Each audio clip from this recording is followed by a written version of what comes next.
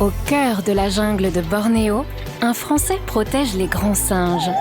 Sauve la jungle et la forêt face aux producteurs d'huile de palme. Il s'appelle Chani et il nous fait partager sa vie sur RZN Radio. Bonjour, c'est Chani dans la jungle de Bornéo pour RZN Radio. Je vous ai emmené en patrouille équestre pour s'assurer qu'il n'y avait pas de braconnage dans notre réserve de Pararawen. Et on se dirigeait vers l'extrême sud-ouest de la réserve, là où il y a des activités illégales, juste à la limite de la réserve. Eh bien, on y est.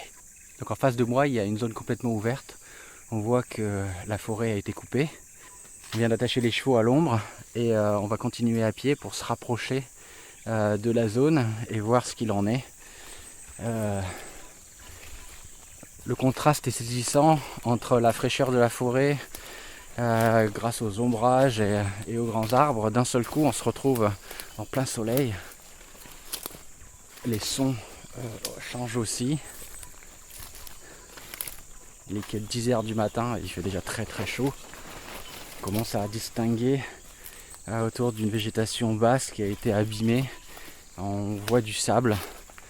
La terre végétale a disparu. Et sous la terre végétale, dans une forêt tropicale, je vous l'ai déjà dit, il n'y a que du sable blanc en fait. Donc là on voit à quel point ça a été abîmé. Pas du tout de grands arbres. Une végétation qui repousse au milieu de tas de sable.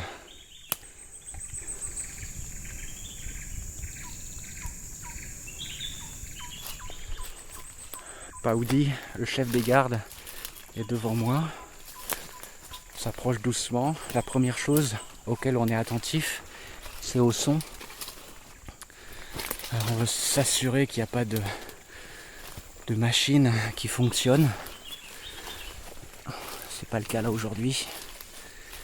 Si on entend des bruits de moteur, ça voudrait dire que il y a encore des gens qui travaillent, parce que on se dirige vers des mines d'or illégales. Les orpailleurs travaillent ici et pour travailler sur ces terrains, ils ont été obligés de les acheter, où ils travaillent main dans la main avec les propriétaires terriens. C'est comme ça qu'on est arrivé à stopper la déforestation, à stopper leur avancée vers l'est, parce que justement c'est nous qui sommes devenus propriétaires et ensuite on a donné les terrains à la commune comme réserve communale protégée. Face à moi, donc il y a la terre végétale a disparu, on voit de la terre jaune, du sable, et puis des grandes flaques d'eau.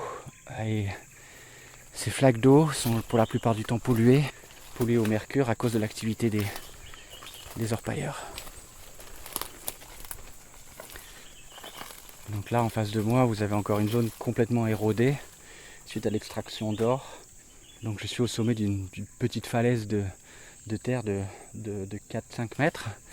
Et c'est directement la limite de la réserve, où on a installé des panneaux en indonésien qui disent Dilarang memburu dan menebang pohon, donc interdiction de chasser et de couper des arbres.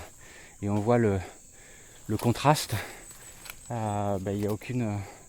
À 1 mètre de la réserve, tout a été détruit, tout simplement.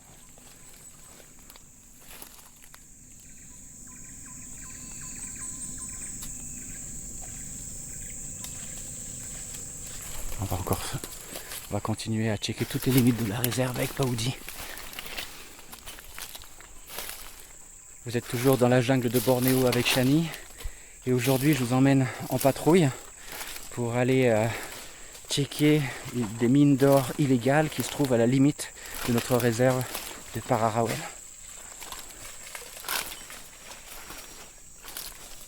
Il semblerait que les orpailleurs ne travaillent pas aujourd'hui. Pour le moment, il n'y a rien de récent.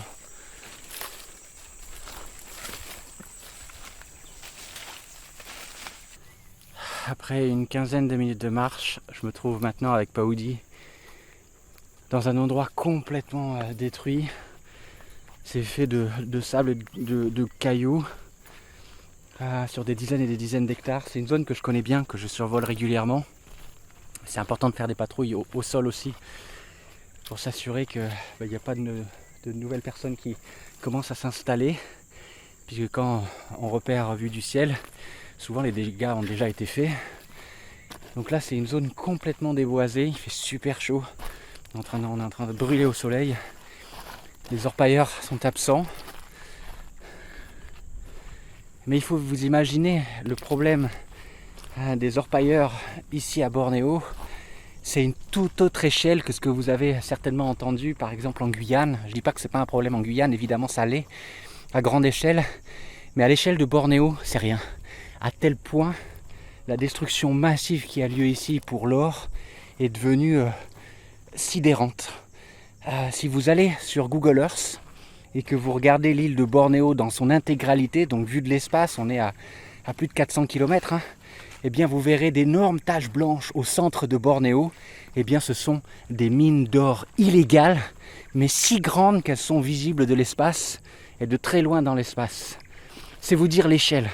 Toutes ces activités sont illégales, mais sont complètement ignorées par les autorités. Et c'est un vrai casse-tête pour nous. Et notre seul moyen d'agir, c'est d'utiliser les mêmes outils que les orpailleurs, c'est-à-dire le foncier. Comment obtiennent-ils la légitimité pour tout détruire ? Eh bien, c'est en travaillant avec les propriétaires terriens ou en achetant les terrains. Eh bien, c'est ce qu'on a fait à Calahuète et c'est comme ça qu'on est arrivé à stopper l'expansion de cette mine. En face de moi, encore une fois, vous avez une zone complètement détruite. Et il y a un panneau sur un arbre, un de nos panneaux, et 2 mètres derrière, vous avez des arbres qui font plus de 20 mètres. C'est à ça, à l'efficacité d'une conservation active. Vous voyez la différence entre des actions concrètes sur le terrain et la destruction massive qui a lieu si on ne fait rien. En face de moi, là maintenant, il y a une sorte de piscine artificielle, une eau certainement contaminée au mercure. Donc ça aussi, c'est une grande problématique pour les animaux qui vont venir boire. Et aujourd'hui, on ne peut encore rien faire sur ces terrains parce que justement, on n'a pas encore la légitimité pour pouvoir agir sur ces terrains et essayer de trouver une parade à cette pollution. Et vous l'avez compris, c'est très très compliqué. Donc voilà, je voulais vous parler des orpailleurs, une des menaces tout autour de nos réserves. Et c'est grâce à des personnes comme Paoudi, comme tous les autres gardes, qu'on arrive à faire en sorte que nos zones sont protégées, que les animaux à l'intérieur sont protégés, avec des actions concrètes, une présence quotidienne dans la forêt, avec ces patrouilles équestres et à pied. Voilà, merci de votre attention, et moi je vous dis à la semaine prochaine pour un prochain podcast sur RZN Radio. Ciao, merci. Et là je vais aller me mettre à l'ombre avec Paoudi parce qu'il fait vraiment chaud.